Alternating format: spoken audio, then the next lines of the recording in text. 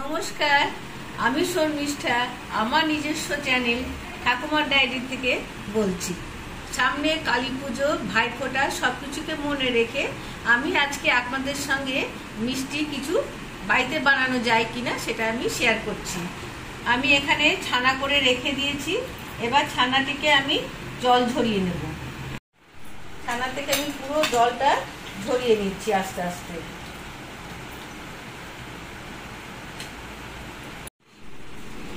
জলটা আমি পুরোটা ছেঁকে নেব, যাতে কিনা একটুও জল না থাকে। মানে ময়েশ্চারাইজার থাকবে কিন্তু জলটা থাকবে না। সেজন্য আমি এইভাবে হাতার সাহায্যে চেপে চেপে সম্পূর্ণ দেখুন জলটা আমি ঝরিয়ে নিচ্ছি।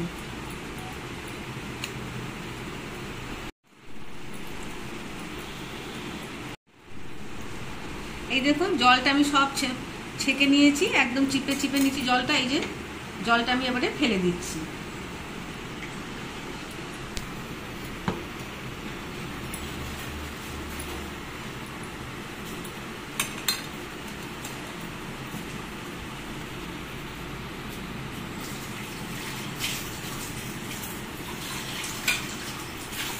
এইবার এই ডিশটার মধ্যে আমি ছানাটা নিয়ে নিচ্ছি।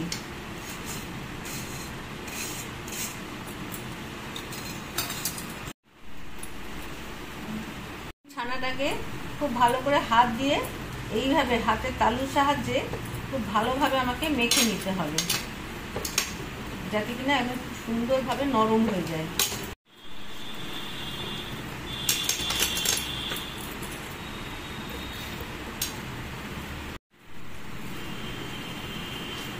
হাতের এই জায়গাটা দিয়ে দলতে হবে।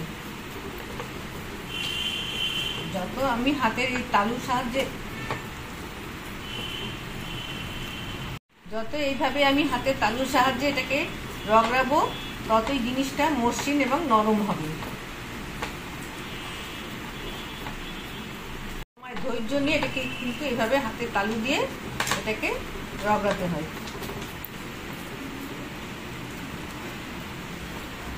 এর মধ্যে এই দেখুন এই 1 চিমটি মতো খাবার সোডা দিলাম।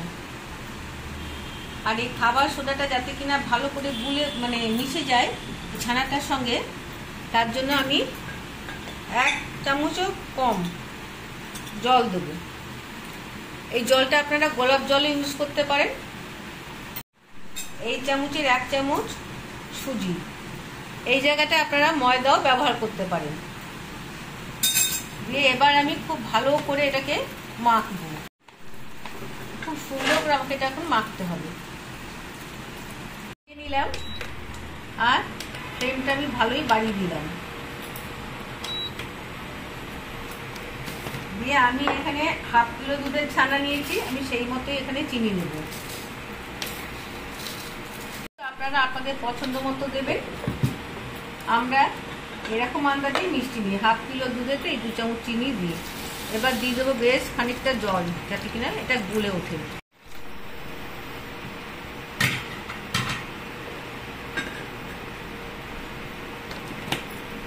আমি এবার এর মধ্যে একটুখানি এলাচ গুঁড়ো দিয়ে দেবো।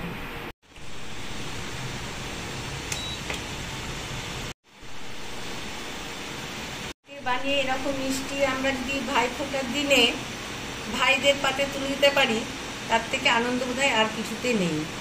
কারণ দোকানের মিষ্টিটা আমরা সবসময়তেই পাই, কিন্তু এই কাজের ফাঁকে অবসরে আমরা যারা হাউস ওয়াইফ আছি বা যারা কর্মরত আছি, তারা প্রত্যেকেই এরকম অল্প বিস্তর মিষ্টি আমরা বাড়িতে বানিয়ে নিতেই পারি। দেখুন রসটা এখনো, চিনিটা পুরোপুরি গুলে যায়নি, রসটা এখনো তৈরি হয়ে যায়নি। আর হ্যাঁ, এইটা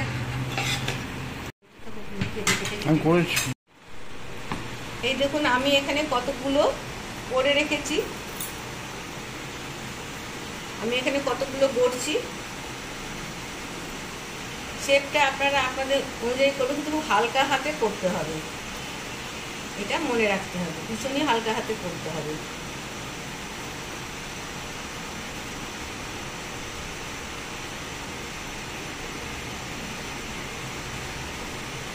এই দেখুন রসটা ফুটতে শুরু করেছে। রসটা আরো খানিকটা ফুটুক। তারপর আমি চমচমগুলোকে দিয়ে দেবো।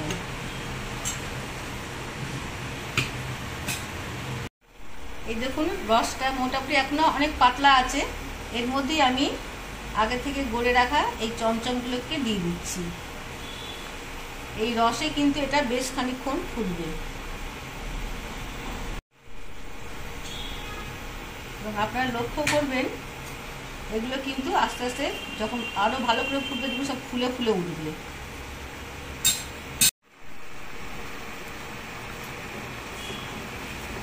এই দেখুন সব কি সুন্দর আস্তে আস্তে ফুলে উঠছে, তার মানে এগুলো এখন রসের মধ্যে সেদ্ধ হচ্ছে। আর হ্যাঁ, এই রান্নাটা চলাকালীনই আমি আপনাদের বলে দিই, যারা আমার চ্যানেলটিকে সাবস্ক্রাইব করেছেন তাদেরকে অসংখ্য ধন্যবাদ। যারা এখনও করেননি, চিন্তাভাবনা করছেন, তারা প্লিজ একটা সাবস্ক্রাইব করে পাশে রাখা বেল আইকনটিকে প্রেস করে দিন। তাহলে আমি যখনই এরকম কোনো রেসিপি আনব সেই নোটিশটা পেয়ে যাবেন। হোক, মিষ্টিটা এখনো কিচ্ছু হয়নি, এটা আরও ফুলবে। হোক, এখন অনেকটাই সময় লাগবে হতে।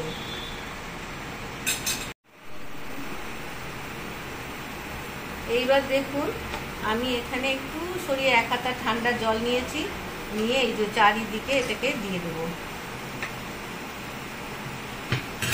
এরকম করে জলগুলো খুব সুন্দর করে ঢুকবে। এই দেখুন সব কটা বেশ নরম হয়ে আছে। আরো জলটা দেওয়ার পর কিন্তু এটা আরো খানিকক্ষণ ফুটবে।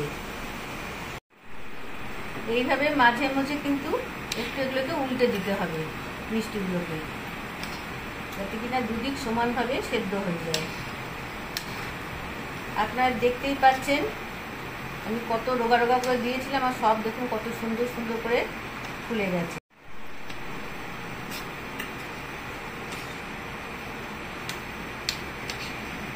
আধ হাতা মতো জল নিয়েছি, নিয়ে এই যে চারিদিকে আমি এটা দিয়ে দিচ্ছি।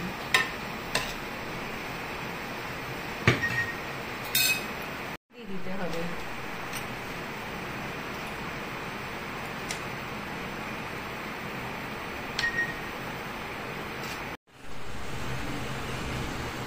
এইবার দেখুন আপনারা হয়ে গেছে, কত বড় বড় সাইজগুলো হয়েছে দেখুন। এবার এই রসের মধ্যে একটুখানি ভিজানো থাক, ঠান্ডা হলে আমি আপনাদেরকে বাটিতে বার করে দেখাচ্ছি। আমার চমচম রেডি টু ইট একদম। বেশ গরম গরম চমচম খেতে বেশ ভালো লাগবে। আর ভাই ফোটার সময় দিদিরা বোনেরা বানিয়ে ভাইদের পাতেও দিতে পারবেন। তার থেকে তো কিনে আমরা সব সময়তেই দিই, এবার না হয় চেষ্টা করলাম বাড়িতে বানিয়ে কিছু দেওয়ার জন্য। কেটে দেখছি বেশ নরম হয়েছে এবং খেয়ে দেখি কেমন হয়েছে। দারুণ নরম নরম, একদম নরম। যদি আমার এই চ্যানেলটিকে আপনাদের কোথাও কিছু ভালো লেগে থাকে তাহলে প্লিজ সাবস্ক্রাইব এবং পাশে রাখা বেল আইকনটিকে প্রেস করে দেবেন, যাতে কিনা আমি যখনই এরকম কোনো রেসিপি কিছু নিয়ে আসি সবার আগে নোটিশটা আপনিই পাবেন।